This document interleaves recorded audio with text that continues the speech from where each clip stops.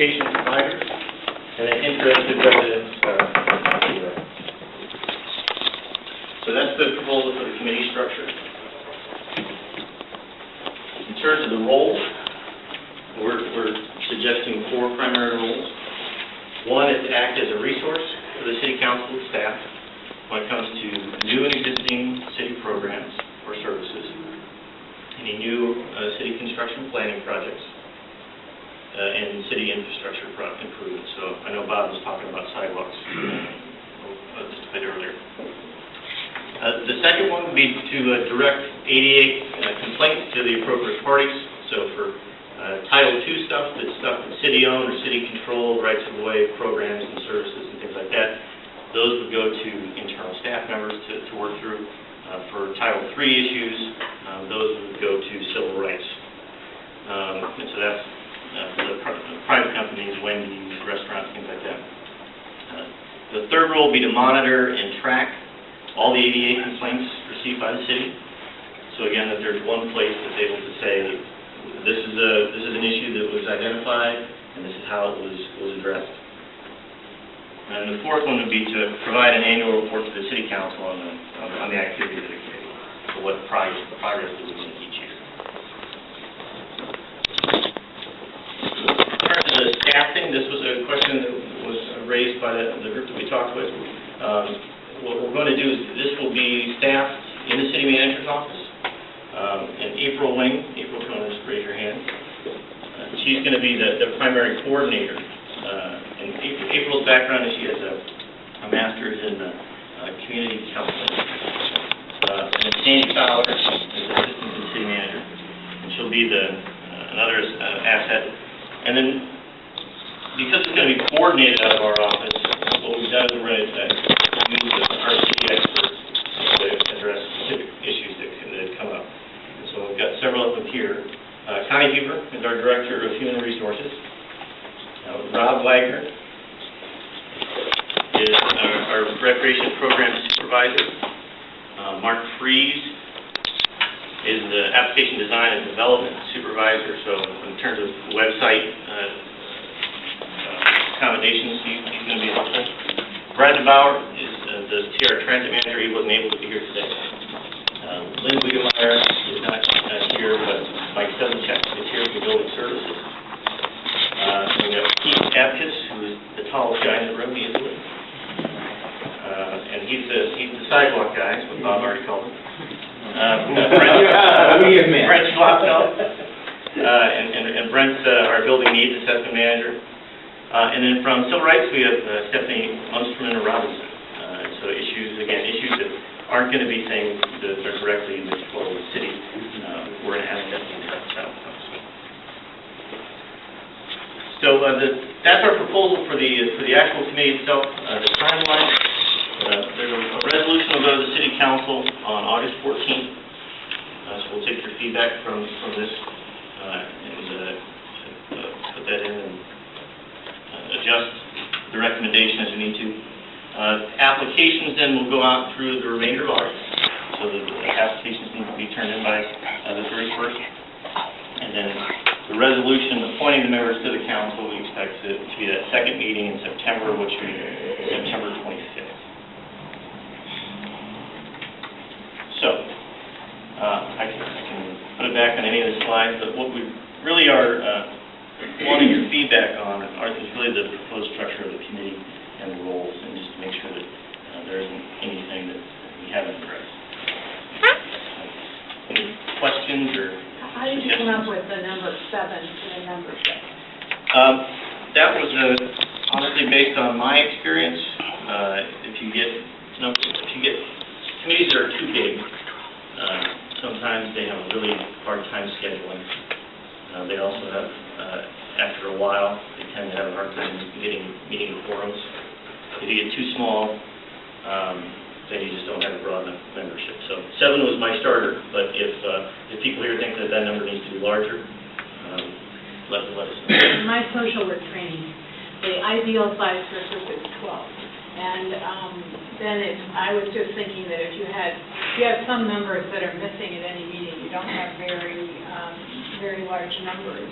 And if you have 4 people that are, have a disability, then you've only got 3 other people. That it just seems kind of like a limited representation from my perspective. Thank you. I agree with that. Any other thoughts about the committee I'm going to structure? support, just build on Kathy's thoughts a little bit, because I was thinking about even the size of this community, and we're a little behind the curve on getting a commission since ADA is well past teens, I think if the committee does its job right, I think a group could be pretty busy the first year, and I think that the committee should be accessible to people. And if there are 4 members living with a disability, and then you choose from some of the others, if there's only 3, they could be somewhat overburdened as well. I was thinking more in the terms of 9, but in each of our field of expertise, we probably have been told, what's a good number. The other thing that I wanted to ask about was, like the third on Mays Island, the courthouse. If there were an ADA complaint or concern, would this commission be directing them to the county, or would they be directing them to civil rights? That would be the county, yeah. So county is jurisdictionally different than this group. Does the county have an ADA commission?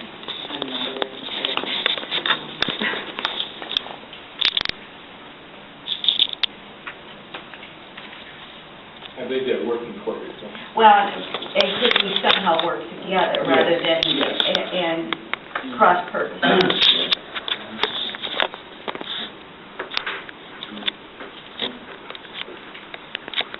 Well, Drew, I think, when you choose to make this either a 9 or 11 member group, still maintain the 51%, I think there are more people out there that need to be brought into the circle, because you've got a lot of different groups that should have a stake at this at the table. I mean, so I would see nothing wrong with either a 9-member board or 11-member board, but to go much more than that, you do run into a problem. I know we have an 11-member board now, and so far we've been lucky. We have pretty good attendance, but it can get a problem at different times of the year for people. Well, I'd just say, like, within the first year of formation of this, I was thinking 9 myself. The Northwest Neighborhood Association at one time had 9 members, and that worked fairly well. When you reduced to 7 after the workload kind of receded. Will there be, say, like in the first year of the setting up of this committee, maybe you could reevaluate every 3 months, where you could reevaluate every 3 months to see what the demand was and the need to have, say, like an 11-member or 9-member, and then, maybe reduce it to a 7-member if that seems appropriate at some point past the first year. Beyond that, be a chairperson appointed. Okay, that would be appointed by the committee? Yeah, typically that's up. And I was also thinking, if we did 9, working for an organization with a volunteer board, it gets a little exciting sometimes. But if we had 9 and you went 3-year terms, then we could start with a class in year 1, year 2, year 3, so there's continuity over time, that you don't have a bunch of rookies coming in all at the same time. And when you sit on a board or a commission, it usually takes you a year to catch on to what's going on. Yeah. So in the formation process of this, if there were, let's just say there was our charter, our resolution says this board can be constituted of 7 to 11 members, and we come out of the chute maybe at 9. And, you know, let's say that Kathy is going to be in the first, there's 9 people, and we recently did this over at Greater Cedar Rapids Community Foundation. We drew straws who was going to be a 1-year term, and then next year they could do a full year. But then there were always seasoned veterans to greet the new people. Well, I think that's a good idea about a staggered, what you're talking about is like a staggered appointment, because that does bring that continuity into the situation. And then also, if you had it like, you know, from 11 to 7, at any time, you could increase or decrease. Well, just say there's a great big grant that comes in, there's a lot of building that's going to happen. Well, then you might need more people, but then you go into a lull, so.